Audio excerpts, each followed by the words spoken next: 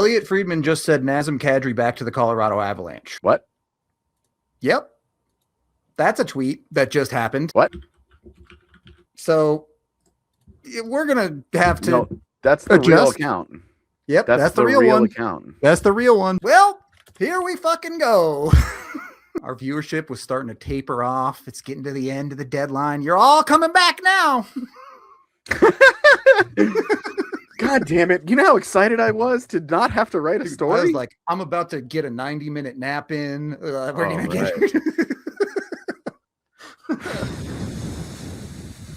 All right. Now I'm real worried about this. I mean, that's got to be Colton, right? Val? Yes. I mean, the money with Val would make sense. Okay, so that's got to be, I'm guessing that's going to be Colton and Drury. This is the ultimate vibe shift, baby. Sheesh. Okay. I love this for Naz. Yeah, big dubs. Big dubs all around. Good vibes, good player, good fit, good everything. Could it be Kadri plus? It could be, but that would be a ginormous trade if it was. See, this is a really fair point about, don't forget, Kadri, 2 of his 3 years in Colorado, screwed the Avs in the postseason. That's as a 2C. At the moment, he's the 3C. Also, so his importance is a little lesser. I also want to say, and he's been playing in Calgary, so different environment, but since the playoff suspension, Kadri hasn't even taken a fine. So I think by now he should be outside of repeat offender status even. I think the leaking over the last 24 hours that the Avs and Flames had a Kadri deal in place and that the ownership was not going to be about retention and they nixed it. Then it got down to deadlines hurt the street for cred action. A lot for them. I think it hurt that street cred, and they went, "We're rich as fuck. We got to retain. Are we really gonna throw a fit about, $2 million? It's ultimately what $2 million over the next 3 years. We're gonna be mad about $6 million in real cash here. Like I think that I've said this before, but Craig Conroy is a big win the press conference kind of GM. Like he wants to come out of this looking good, and he looked real bad for the last 48 hours. Yeah. And it was like we've got to get this done. Got to win the PR war here. Yeah. So, I mean, Nazem Kadri is gonna be is back to being an Av, but if they retain 50%, I almost don't care what the Avs paid. True facts. If he's a $3.5 million player, you're like aging curve, schmaging curve. Yeah, like you are so all. You remember what I was saying about earlier about Dallas and Minnesota closing the gap on the Avalanche? Well, that gap got much bigger just now. Yep. Raj from Altitude Sports Radio is reporting it's a first. Olofsson, Max Curran, a conditional second. Wow, that's crazy. If you were in our Discord yesterday, you'll know that that's pretty similar. A very similar package to what I was talking about. $2 from Trevor saying explains the Strome to Flames trade now. LOL. I mean, that's still unexplainable. Yeah. Does it? I mean, they gave up a first and a second. Like that's never nothing. But I'm not blinking at that price for Nazem Kadri. Like, no. Remember when we were all terrified that Nazem Kadri was going to end up in Dallas or Minnesota? Yeah, and it was like, shit, that will really help them close the gap. Now Dallas and Minnesota have nothing, and the Avs have Nazem Kadri. Oh, you guys got Michael McCarron? Dang. I'm talking all this shit about Michael McCarron. He'll score a game-winning goal in the playoff series. Guaranteed. Just like Colin Blackwell did. Yeah. Yeah, exactly. I mean, if you're a Flames fan, you're stoked about this. Your ownership finally blinked and you got picks and you've actually started your rebuild process. Like you're thrilled about this from a Flames perspective. They made the right decision. Yeah. And from an Avs perspective, you're just like, I don't care about picks. Who cares? Thank you for becoming a new Supporters Club member, Avatar. We appreciate you. Who you think Kadri's going to have to buy everyone Gucci slides again? Yes, He should. A whole new pair. Everybody to, as if he didn't willingly just be like, here, I love all of you. They should all buy him Gucci slides for when he finally returns, because they're gonna have 24 pairs of Gucci slides. Just let's guess 5 to 10 days for him to get through immigration to come back.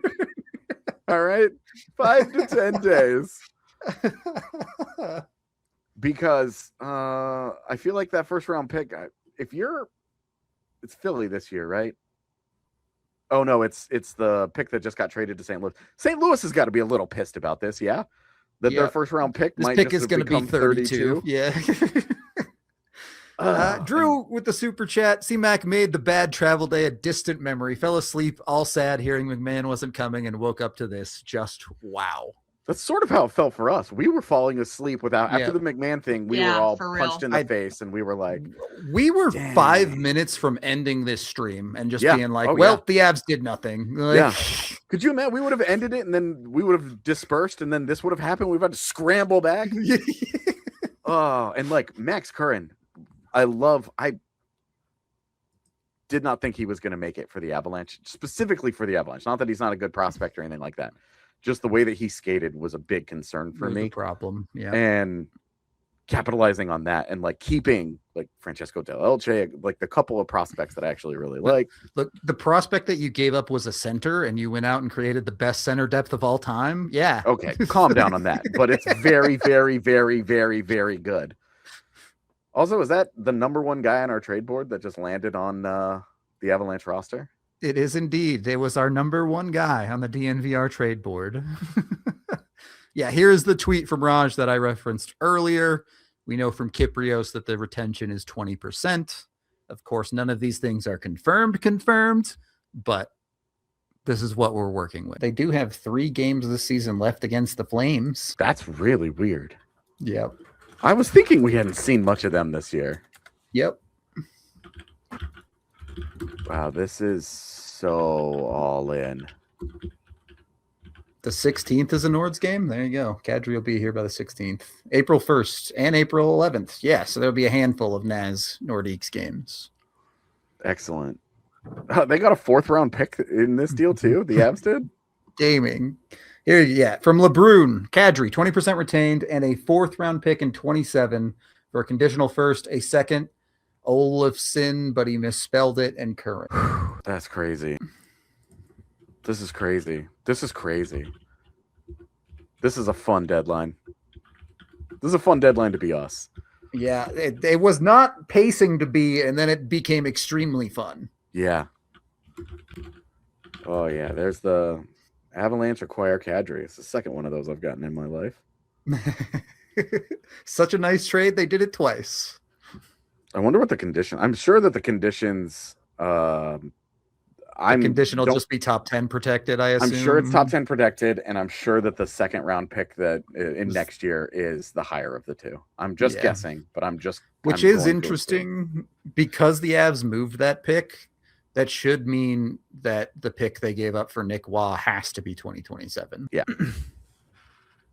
And the fun part, I mean, again, these guys are all signed, so like you're not even needing to get into it at the deadline next year. Like you don't. Yeah, your center depth is set for the next 2 seasons. Yeah. Yeah, and with Waugh, like you can move Drury in the summer if you want. You can move. I guess you can move Waugh in the summer if you want. However you want to do it, sure. Right. But you now have 5 centers technically instead of 3, like they've done in previous seasons, or 2.5. Right, times. Like two in a Yakov Trenin. We're gonna pretend. How different is this? They had They traded for Yakov Trenin to be their 3C, and now they've traded for Nazem Kadri to be their 3C. I haven't. This is coming from Evan. I haven't listened to Bednar's presser, but I'm sure it is up on our website if you want to go listen to it, or our YouTube channel. Apparently, Evan is reporting that Bednar mentioned that Nick Waugh plays wing more than once in his presser. Yeah.